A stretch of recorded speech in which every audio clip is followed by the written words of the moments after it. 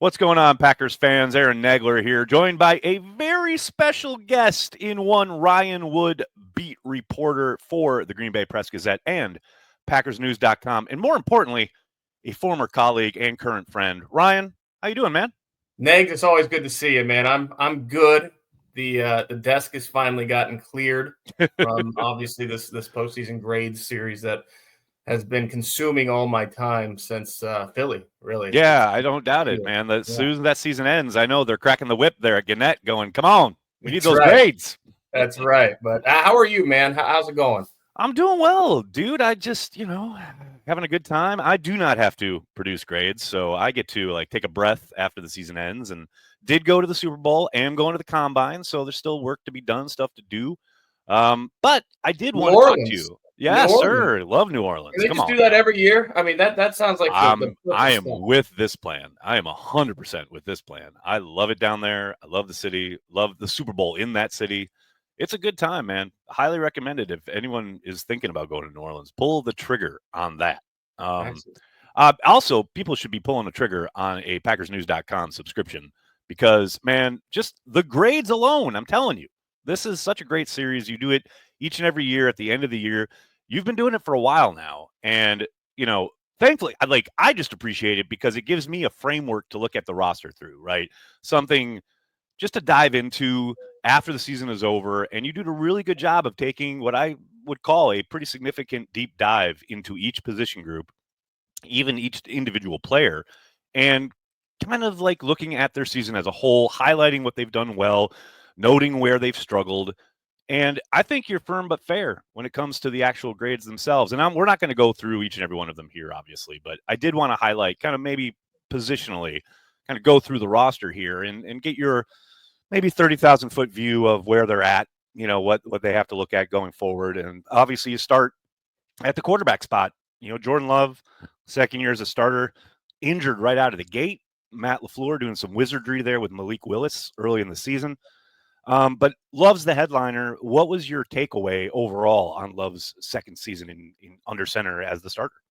Such a weird year. If you take the injury aside, if you take his 2 seasons now as the Packers starting quarterback, you've got almost opposite splits. And what I mean by that is in 2023, what he did better than anything, and he did a lot of good things, obviously, in 2023, but he was the best at third and fourth down. Yep. He was lights out. And I spoke after the season there near the end of the season with Matt LaFleur in 2023, and he kind of forecast the extension that was coming. I asked him about the third down. He's like, that's why those guys get paid. When you are an elite quarterback, you are expected to produce on third and fourth down. He did that very high in 2023. Took a step back in 2024. He wasn't the same guy on third and fourth down. That was probably his biggest regression from one season to the next. But on the flip side, what the biggest question going into last offseason, seeing a season of Jordan Love, was the deep ball, right? Can he throw deep? Can he be efficient with the explosive plays? He answered that in spades last year. I mean, it started in Philly. It started against Philly in Brazil with that 70-yard touchdown pass that he put on a dime on the run to Jaden Reed. And from there, his deep ball was very, very good. At the end of the day, when you got a quarterback that can make all the throws, that can be prolific throwing deep, can stretch the field the way that he did throughout last season at a much higher clip than 2023, you're cooking with gas. I mean, that's what you want from that position, is a guy that can be explosive down the field. Jordan Love was that. He wasn't nearly as efficient on third down. The accuracy has to get better. You watch him on film last season, it's clear the leg injuries, the injuries to the lower base absolutely had an impact. Yeah, there's no question there, right? I mean, it's night and day when you look at what he was putting on tape in 2023 versus what he did in 2024. Yeah, everyone wants to say, oh, the rushing yards. This guy couldn't run for the first half of the season. He injures his knee. He literally sprains his MCL at the very beginning of the year. Then he has the groin, week 8. The guy couldn't run, but where you really saw it the most, even more than the rushing yards, the lack of rushing yards, which I don't have a concern for with Jordan Love going forward, because when the guy can't run, you can't count rushing yards against him. Yeah. And not to mention, he wants to protect himself so that he can actually stay on the field. But where you really saw it was the footwork. late in the year. Matt LaFleur said this himself when he was missing practice because they're just trying to get him to game week through the first couple months of the season. When he's missing practice, some bad habits set in. The footwork, especially late in the year, a lot of back foot throws, not stepping into the throw. He's a young quarterback who had an injury and had to overcome that on the fly. Brian Gutekunst said that that's part of the job description, right? You got to know how to manage these injuries, and it was a crash course for him last year. The accuracy needs to be better, but really the footwork needs to be better for Jordan Love. No question about that. I totally agree. And I'm glad you brought up the idea of fighting through the injuries, right? Because I get it. You're damned if you do and you're damned if you don't, if you're in Jordan Love's position, right? You are the starter. You are the star. You are the face of the franchise now, especially after signing the contract he just signed, right? If he doesn't fight through it and he doesn't get back out on the field and he is sitting for a long-term kind of period of time throughout the season, well, he's going to get killed with, well, you just signed this huge deal. We want a guy who wants to be out there, etc. But if he hurries back, which I think he even admitted, he came back a little early, right? That game against Minnesota, it was very clear he was not even close to approaching 100%. And, now he's killed. Well, he should have sat him. Like, he came back too early. I'm of the opinion, this is just me, Ryan, I want somebody who wants to be out there. I like a guy who is, like, chomping at the bit to get back out on the field because, A, that's his job, but B, he's a competitor. So I love that. And that's probably outside the realm of grading, right? But as far as like the mental makeup of my quarterback, I love that about Jordan Love. Yeah, absolutely. The toughness, the grit that it takes to play QB in this league that we've seen in the past with Aaron Rodgers and Brett Favre, two guys who were the definition of toughness and grit, would play through injuries. You saw that with Jordan Love. So he checked that box.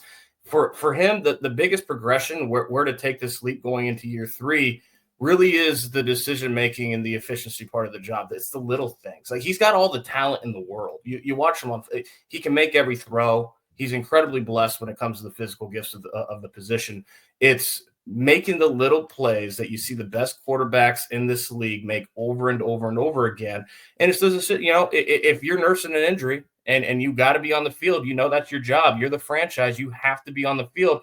Do you try to pick up this third down with your legs? Right. How do you calculate that in real time? For a young player, that's tough to do. You have to go through that process. I don't care how many years Jordan Love sat behind Aaron Rodgers. You don't get to learn that in practice. You have to be on the field taking live snaps to actually master the balance between, okay, what do I do in this situation? You don't get those situations in practice. So that's what this offseason is. Firm up the footwork, get more accurate. That's absolutely a must. But it's the little game-winning plays required of that position that he needs to make more efficiently.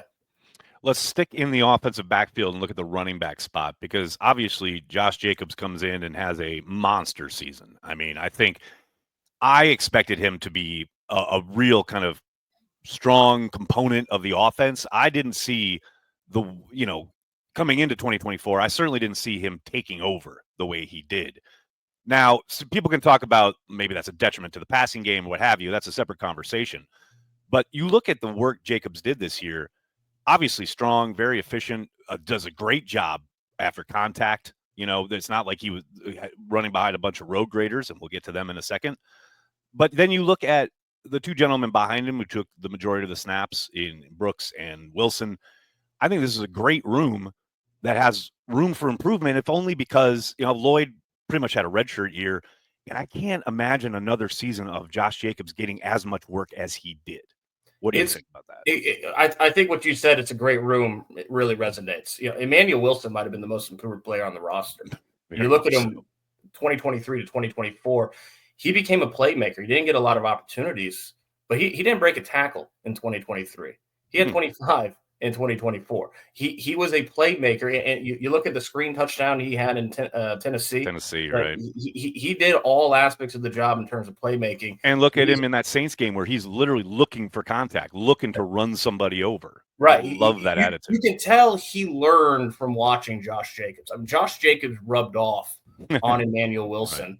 Which is a great thing. That's what you want from the young guys, right? Especially when you got a guy like Josh Jacobs in front of him. It's going to be a fascinating RB2 battle next year when Marshawn Lloyd comes back, because there is room in this backfield for some burst, some spark, and kind of a lightning to Josh Jacobs' thunder. Yeah. Emmanuel Wilson, if you watch him he's not going to roll over easy. I mean, he's going to be in running for that RB2. Marshawn Lloyd was drafted in the 3rd round to be that RB2 and to be the guy that can provide that lightning behind Josh Jacobs.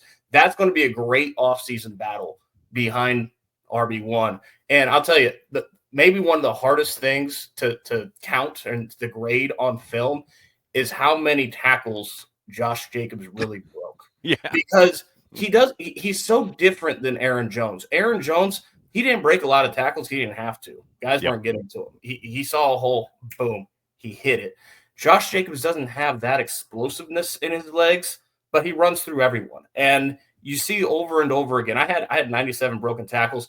You take 100 people that know the game, and you just try to count how many tackles he broke. You'll get 100 different numbers, because over and over again, he's running through kind of arm contact. Right.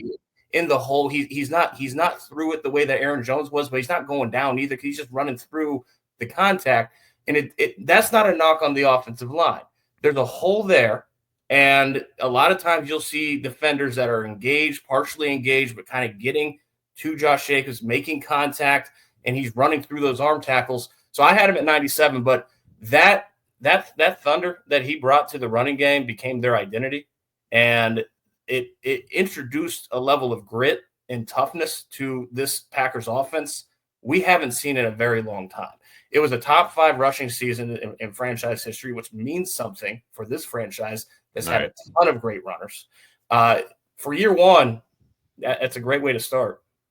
I mean, that's it, right? The fact that they can build on this, that's exciting to me. But let's go. We mentioned the offensive line. Let's take a look at them as a whole, because I think, it's hard coming off that game in Philly where things really fell apart, especially when Elton Jenkins went down. You already had Jordan Morgan on injured reserve. Zach Tom probably had his worst game of the year in Philadelphia. I mean, that's a hard kind of way to let the final image in your mind kind of go throughout the offseason. But on the whole, I thought this was a very good offensive line, though not a great one. What's your takeaway after watching the film and kind of breaking it down guy by guy?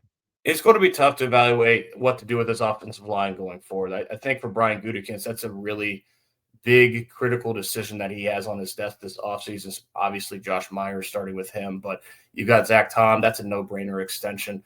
What to do with Rasheed Walker? Because to me, that's a big one. Yeah. Rasheed Walker has proven himself to be a starting left tackle in this league. And there probably aren't 32 starting caliber left tackles in the NFL. It's one of those positions that it's hard to fill. And the Packers have been unbelievably fortunate that they've been able to get David Bakhtiari, Rasheed Walker, these day 3 guys in the draft come in and be starting caliber. That's not to say that Rasheed Walker is a top 5 left tackle in the league, but he's a starting caliber left tackle in the league. There's a difference there. Starting left tackles in the league, they get paid. Yeah, and they should get paid because those guys win games. They lock down the blind side. When you have this offensive line, the best asset that they had by far was that they had continuity. They had health. All 5 starters, counting the playoffs, had over 1,000 snaps. Only one of 3 offensive lines in the league to do that last year. The other 2, Buffalo and Baltimore, they were really good too. But it was the first time since 2014 that you had a Packers offensive line with all 5 starters playing over 1,000 snaps. So what does that mean? You can't rely on that to happen again in 2025. Right. And you saw behind them in Philly that when they actually needed the depth, there wasn't much depth there. I don't know what it says about Jacob Monk that he wasn't able to get on the field when there was an injury to Josh Myers late in that game.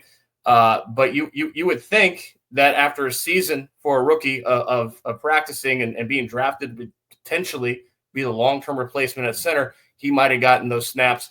It's a catch-22 because of the continuity. They didn't really have an opportunity to cultivate the depth that you need on an offensive line because they never needed it during the regular season. Right. Every guy was available every time. Then, boom, Elton Jenkins goes down with the stinger early in Philly, and you find, okay, the season of not cultivating depth, it hurts you in the biggest game. So that's what do they have? They have a lot of guys that can stay on the field. That's tough to do at the offensive line position where attrition is king, but you can't rely on that in 2025 because it just doesn't happen. You don't get that blessed with avoiding the injury bug that many times. Yeah, I think that's one of many reasons I suspect we'll probably see, as usual, Brian dip into the offensive line pool in the draft. And I would be surprised if he did it early again. I mean, you talked about Jordan Love earlier. I mean, we got to keep the franchise upright, right? And for whatever Packers fans may say about Jordan Morgan, I think there's a lot of promise still there. He's coming back. You got to think he's going to be in the mix somewhere along the line. I mean, who knows what their plans are, but I think, yeah, to your point, you can't count on everyone staying healthy yet again. There's no doubt. You saw how it all fell apart. I'll be shocked if they don't continue to add there. Let's talk about tight ends and the fact that Tucker Kraft is legit. I mean, there's no doubt Musgrave needs to stay on the field essentially, and he's very much a work in progress, remains a work in progress. But man, they hit on Tucker Kraft. He's one of 7 tight ends over the past decade to average at least 14 yards per catch with at least 50 receptions in a season. And the other 6 guys, we're talking about Kittle. We're talking about Gronk. We're talking about Jimmy Graham back when Jimmy Graham was Jimmy Graham. Ray Golson back in 2015. We're talking about the best in the game. That's the type of company that Tucker Kraft has put himself in, is the best in the game at the position in year 2. That is, to his credit, he's their top target. Now, what is different about him and the other guys is that he had 75 targets, counting the playoffs. That's of all those other tight ends that did the same thing, that was the fewest targets. Right. So the difficulty with Tucker Kraft is that he's not just the pass catcher. That's the strength of his game. He is the classic inline tight end that can knock you on your butt, but can make plays as a receiver in the passing game too. His blocking is foundational in this offense, especially when you have this inside zone Josh Jacobs run game that is the identity of this offense. You have to pick your spots on when to send him downfield. It's hard to get him away from the line of scrimmage because of that blocking. He's prided himself on being the check down king. So in those 75 targets, only 10 times was he targeted at least 10 yards down the line past the line of scrimmage.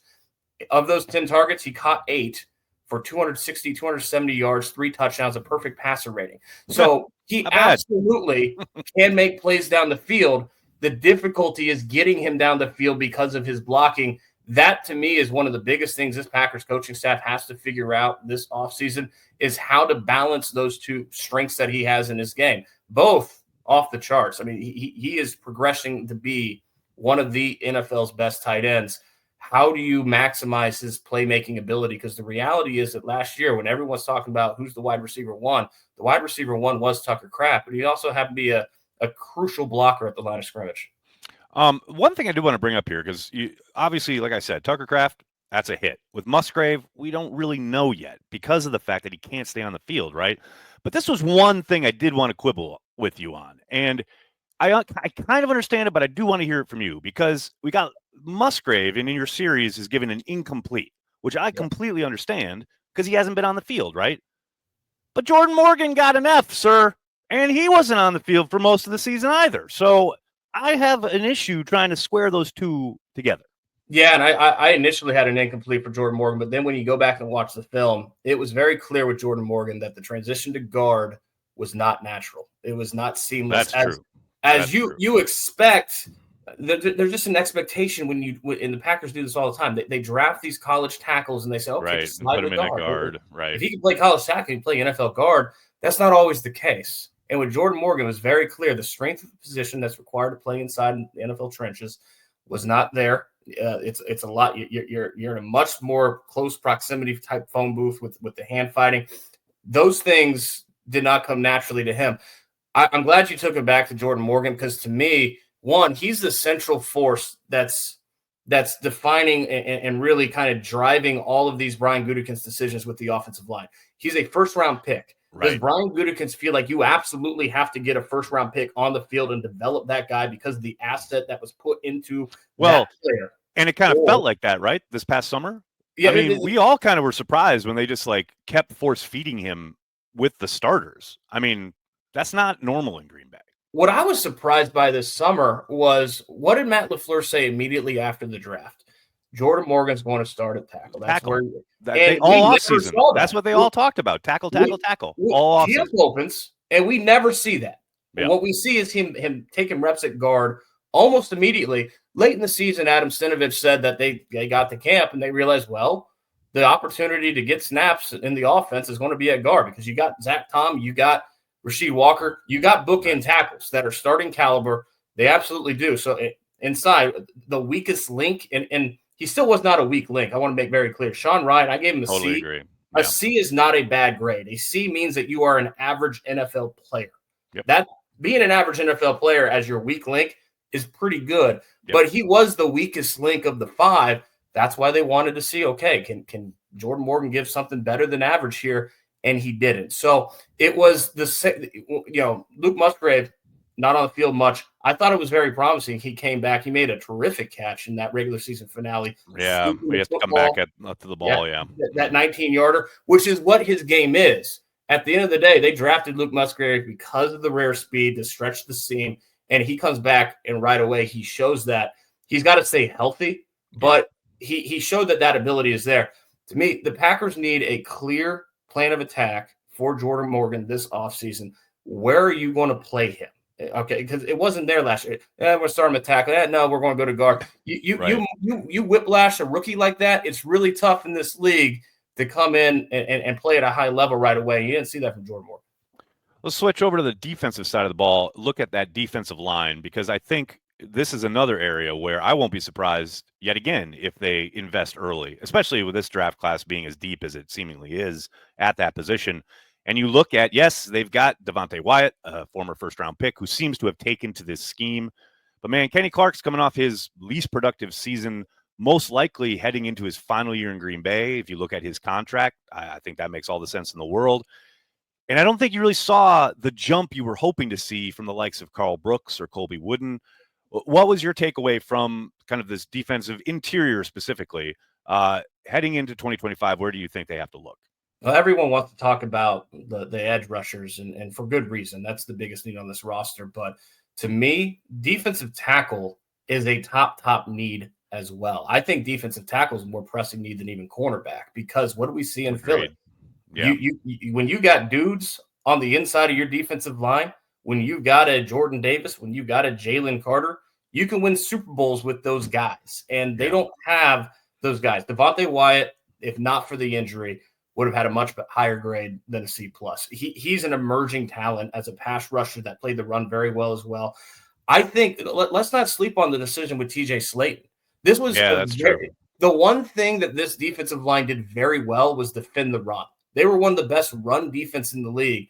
And the foundation of that was TJ Slayton.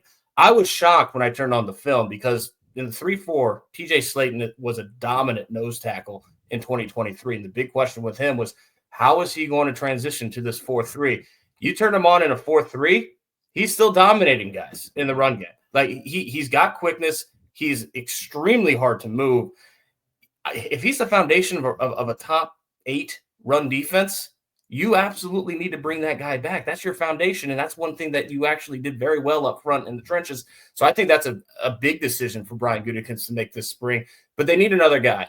You look at Kenny Clark, the speed that we've come accustomed to seeing from him, the get off, the burst, the explosion. Watching him in the past, it was like watching a running back as a defensive tackle. The way he'd get past the line, his lateral quickness, his ability to run down guys, that speed was not there last year. Was that the 4-3 transition? Was that a guy who's got a ton of mileage in his career finally slowing down? Yeah. Because once that happens, it doesn't reverse. Once you start to slow down because of the mileage, you don't all of a sudden find that fountain of youth in this league and get faster. So I think that, if this is what Kenny Clark's going to be, look, he played 750 snaps. That's the other thing. Right. You can't say he was terrible. He was not terrible. 750 snaps for a top 8 run defense. He had something to do with that, but he wasn't the Kenny Clark that's a Pro Bowler that is just blowing past guys at the line of scrimmage. He wasn't that guy either. So if that's who he's going to be, you've got to add at defensive tackle. I think that's a very primary position in need. Totally agree. And then you mentioned edge.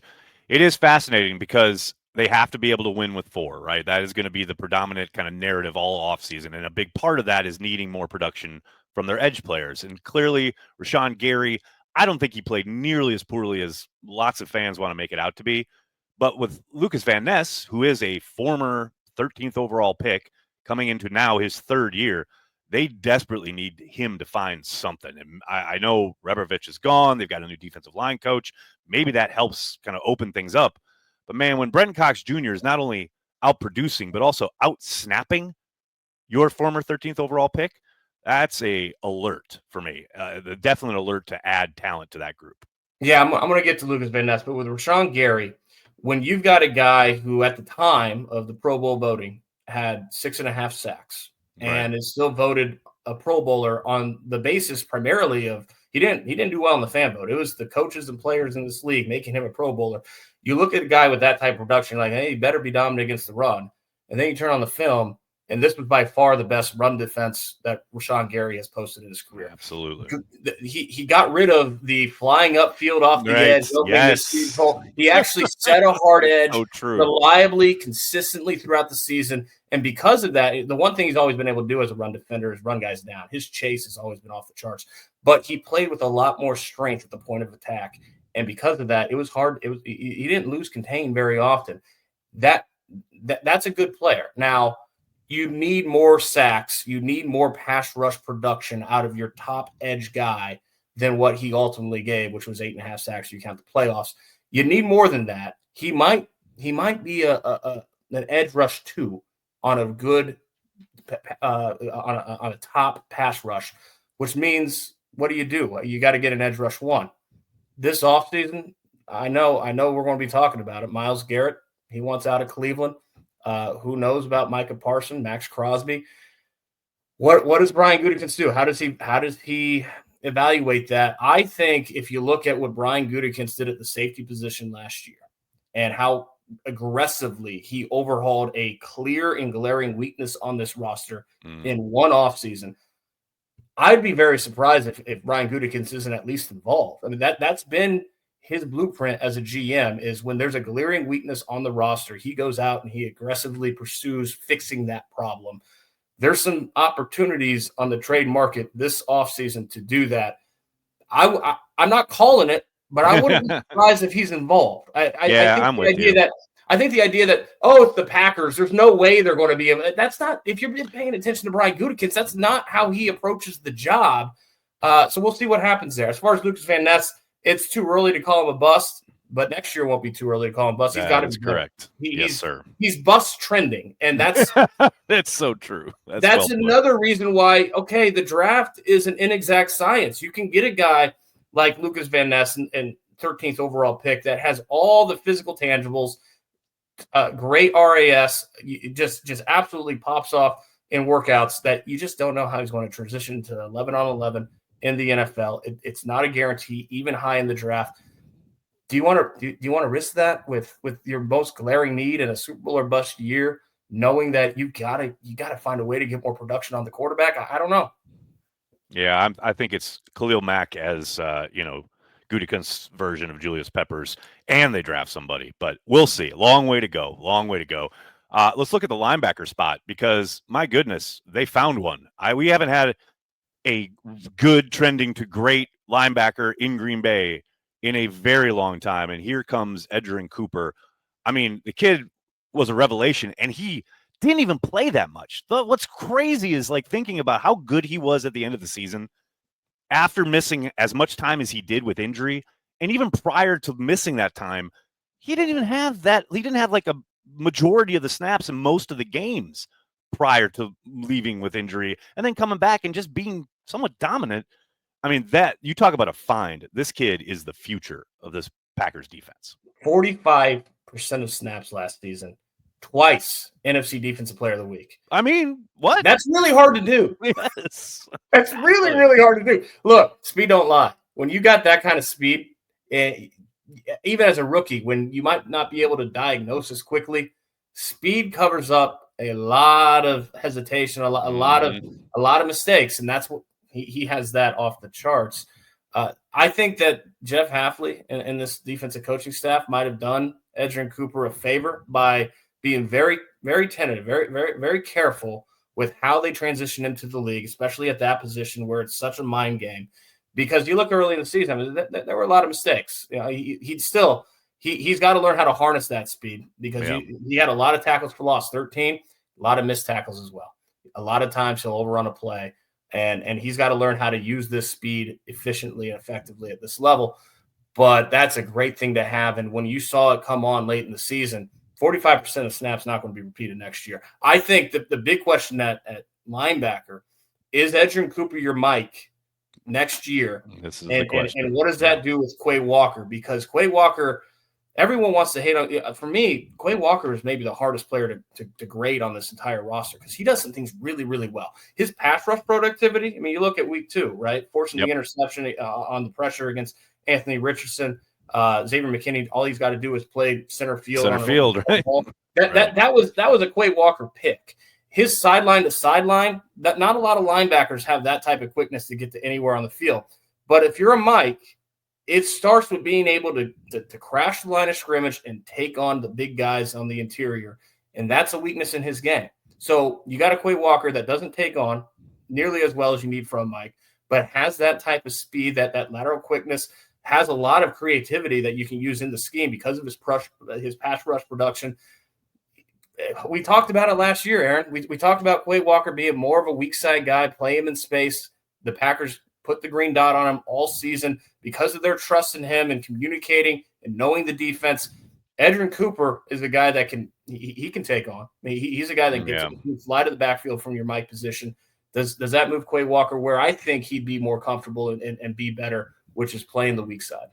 I'm hoping for it. I called for it last year, like you said, and we watched all season as it never kind of materialized. Although I will say it was really frustrating not having – because when one was healthy, the other was injured, the other one was injured, the other one was healthy. We didn't finally get the two of them on the field together until that game in Philly, and it was promising, right? I mean, you certainly saw the potential for that pairing. And then it's funny because you go past those two guys, and obviously with Wilson playing as much as he did, that's not what you hope for, but I thought he acquitted himself fine as being, a veteran who's been in the league, knows the system somewhat, and it gave you what you would expect from that. The question mark, you got McDuffie, who has history with the coordinator, et cetera. And those guys are set to become free agents, possibly. But Hopper, does he get on the field? Does he see any run here? They spent a 3rd-round pick on this guy. I mean, doesn't he have to see the field at some point, somehow? And the reality is that we saw so little of him that we don't know. Right. I mean, it's all projection because we didn't really see what he could do. The Packers have a much better idea than we do because they got to see him in practice and they got to see him up close when the doors were closed and no one was watching. I don't know on Tyron Hopper, but what I do know is that in Eric Wilson and Isaiah McDuffie, they add legitimate depth. I mean, both those guys I graded out as a C, being that they're average NFL players. And that's when that's your 3rd and 4th linebacker. The linebacker position reminds me a lot of the running back position. I mean, the linebackers have that flashy guy at the top of the depth chart. Right. Edgerrin Cooper, a lot of attention there for good reason. But just like running backs, where you have Josh Jacobs and a whole bunch of dudes behind him that can play, that was the linebacker last year. There was a lot of depth at linebacker. It was a big reason why they were so good against the run. And with Eric Wilson and Isaiah McDuffie going into free agency, that's another decision for Brian Gutekunst to make because depth was a big, big strength at that position. And then let's look at cornerback, the position where I was very surprised last season that position group wasn't given more attention. You mentioned the overhaul at safety, and I know, who knows as far as where they prioritize, but I mean, in looking at history with the Packers, it seems like corner, they seem to view it as a premier position. You're talking about what they've taken in the 1st round, what they prioritize. I think we see something similar to what we saw with the safety group last year. This is where I think Gutekunst will probably kind of put his, set his sights. And I know you disagree with this. I know that you have written that you think they're maybe not set at corner, but you think the corner group is good and they can win with it. And I agree with you. They certainly found a way of working with the guys they had on hand last year. I just think, if nothing else, even if it's not a kind of position overhaul. I think this is a group that's the floor in that room has to be raised. To me, that is a absolute must. I think what Brian Gutekunst said about the position was quite accurate. And what he said was they need bodies, and that's absolutely correct. They need bodies there. They're going to need depth there. But he also was very high on the triumvirate of Keyshawn Nixon on the outside, much better on the perimeter than he ever was at slot. Way better than I think anyone expected him to be out there. He was really solid at that. Gone were the missed tackles that you saw all the time at slot. He didn't give up a lot. He didn't bust coverage, and that's the big thing for this group overall. And I'll get back to this, but that's why I think that it's not as big of a need as it's been projected to be by a lot of people this offseason. But Keyshawn Nixon on the outside, Carrington Valentine, when they finally decided to start him. What were we doing, Ryan? What were we doing? Maybe the biggest mistake from the defensive coaching staff that had a really good year, maybe the biggest mistake made in personnel all 2024 was it was obvious. Like they needed Carrington Valentine on the field. Once he got on the field, he played at a high level. Those are your two outside guys. You got Javon Bullard on the inside. That is the starting basis of a good secondary and a good cornerback group. They need depth. They need bodies. Absolutely. At the end of the, if you bring in a veteran depth signing that can, come off the sideline and I don't know if a Rasul Douglas maybe. If you bring in a guy like that, I don't think it's crazy to re-sign Eric Stokes. He's not going to cost much, and Eric Stokes is not a guy that needs to be playing 800 snaps by any means. But as a guy that's coming off the sideline, he missed 2 tackles all year. He developed a groove playing in zone. He gave up in man coverage. He gave up. Yeah, to your point, like when they finally stopped rotating with Valentine and Stokes and went with Valentine as the perimeter guy, Stokes was only in there situationally in the dime set where mostly they play a lot of zone and he barely gave stuff up. That's how you utilize him, right? Like he was not supposed to be. He should not be your perimeter guy, especially not in man coverage. Like you don't want that. But yeah, as a depth piece, I'm with you. I don't mind him as a rotational guy coming like 4th or 5th in your dime. He had a knack in zone for, let the, give a little soft off coverage. Let the guy make the catch in front of you and then get him down. Like that was Eric Stokes' game, and he didn't miss tackles. So, yeah, you're absolutely – he's not a perimeter man corner. He's going to get beat there. You don't want to expose him like that, which they did too often last year. But for a guy that's not going to cost a lot to provide depth, that's not a crazy idea. Yeah. I think it's depth. To me, at what point did the cornerback position ever have anything to do with them not being Super Bowl ready? It was, to me, the defensive front. You might say the inability to get home with 4, necessitating what you're doing on the back end. Yeah. Minnesota, they weren't able to blitz as much as they wanted against Sam Darnold because they didn't have Jair Alexander on the field. And because of that, it allowed a lot of time for the Vikings passing offense that had a really good day week 17. Okay. But the plan it wasn't last year. It became the plan, but it was never to have the blitz package be your predominant pass rush productivity. The plan is to rush with 4 and have 7 in coverage. That's what the Packers want to do last year. It's what they want to do this year. You got to address the defensive line. To me, if you're able to get home with 4 guys, you're fine on the back end. You're going to have 7 in coverage. I'm not saying, look, if they have an opportunity to go get a guy that's absolutely going to make him better, I'm not saying you don't do that because it's cornerback. Well, no, of course not. But that's the thing. Look no further. What, a couple of years ago where, we're set. We got champagne problems at corner. And then like an injury the next week. And now suddenly you're way down the depth chart. It can happen fast, man. And because you play so many of them, right? So many wide sets from offenses, you counter with your nickel, your dime, what have you. Man, that position, the depth can get tested real quick, which is, I agree with you. I think, yes, that floor, the depth has to be bodies. They need bodies. 100%. And then, lastly, as far as from scrimmage, you look at the safety group, man, I know you just put this up, I believe, recently at PackersNews.com. What a job by Brian Gutekunst overhauling this part of the squad, because, man, this was a real train wreck on the back end of their defense prior to this past season. But, man, what a turnaround in 1 year. Well, I just said with the corners, show me where that was the problem that kept them from making a playoff run. In 2023, it was very easy to point to safeties as the reason why they didn't make a playoff run. It was glaring in a way that I don't see corner right now. And Brian Gutekunst, okay, newsflash, there's one solid A on this entire roster. Surprise, surprise. It's Xavier McKinney. I know I'm really going out on a limb there, giving him a solid A. But it wasn't just Xavier McKinney. You know, Xavier McKinney is the best player on the roster all last season.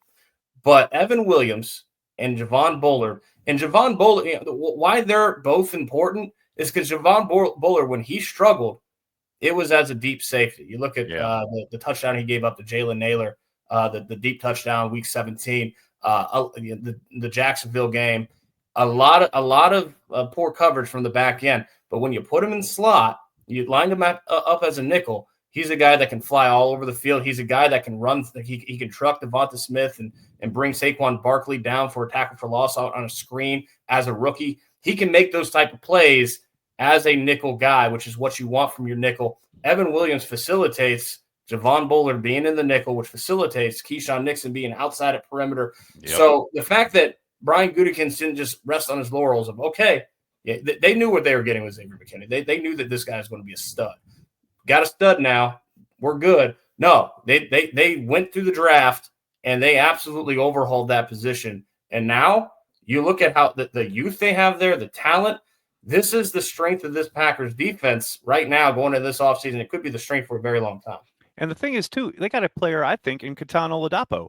Like, he was mostly on teams this year, which I think was expected.